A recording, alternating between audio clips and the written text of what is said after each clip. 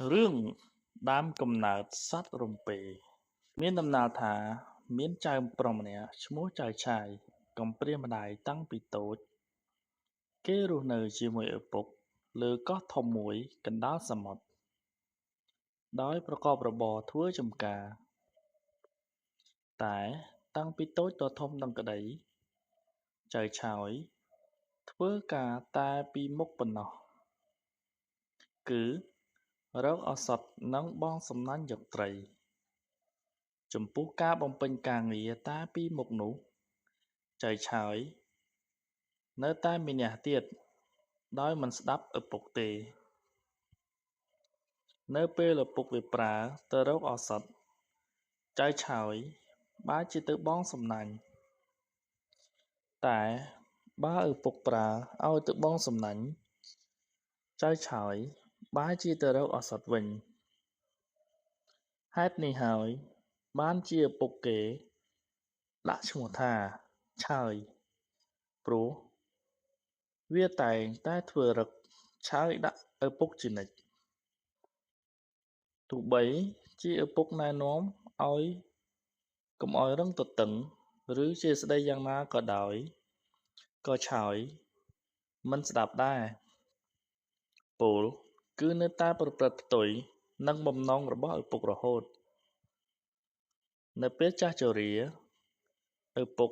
ចៅឆាយបានផ្ដាំថាពេលពុកស្លាប់ទៅចូរកូនយកសពពុកទៅបោះចោលកណ្ដាលសមុទ្រគឺកុំកប់ក្រោមដើមរាំងភ្នំឲ្យសោះណាមួយខែក្រោយមកឪពុកចៅឆាយក៏ទទួលមរណភាពពេលនោះចៅឆាយមានការសោកស្ដាយជាខ្លាំងចំពោះចិត្តមានះដែលមិនបានបំពេញតាមបំណងរបស់ឪពុកហេតុនេះគេក៏សម្រេចចិត្តបំពេញតាមបំណងរបស់ឪពុកគឺយកសពទៅទម្លាក់ចោលកណ្ដាលសមុទ្រប៉ុន្តែនៅពេលយប់នោះស្រាប់តែឪពុកមកបញ្ចូលសព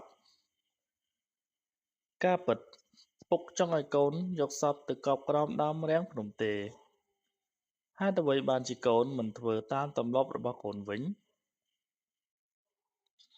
ពេលភ្ញាក់ដឹងខ្លួនចៅឆាយរឹតតែយំស្ដាយសំណោះចំពោះអំពើមិនគប្បីដែលខ្លួនតែងប្រឆាំងនឹងសម្ដីឪពុកជានិច្ចពេលនោះចៅឆាយក៏ស្ទុះរត់ទៅរាវសាកសពឪពុកដើម្បីយកមកកប់ក្រោមដើមរាំងភ្នំវិញប៉ុន្តែ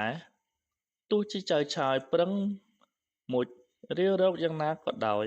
ក៏រកមិនឃើញចៅឆាយមុជរាវរហូតដល់ហែវហត់ទន់ខ្លួនក្នុងសមុទ្រនោះពេលដែលស្លាប់ទៅចៅឆាយបានកើតទៅជាសត្វស្លាប់ម្យ៉ាងដោយសារតែការស្ដាយក្រៅខ្លាំងពេកទោះបីកើតជាសត្វក៏នៅតែហិចហើរឆ្វែងរកសពឪពុកបន្តទៀតដោយហេតុសត្វស្លាប់នេះតែងតែហើររំពៃគយគន់មើលសពជារៀងរាល់ថ្ងៃទើបអ្នកស្រុកនាំគ្នាហៅសត្វនោះថារំពៃរំពៃតែក្រោយមកក៏ហៅគាត់ក្លេកត្រឹមរំពេតែប៉ុណ្ណោះហេតុដូច្នេះហើយបានជាឃើញមានសត្វរំពេជាច្រើនហិចហើរលើផ្ទៃសមុទ្ររហូតដល់សព្វថ្ងៃនេះ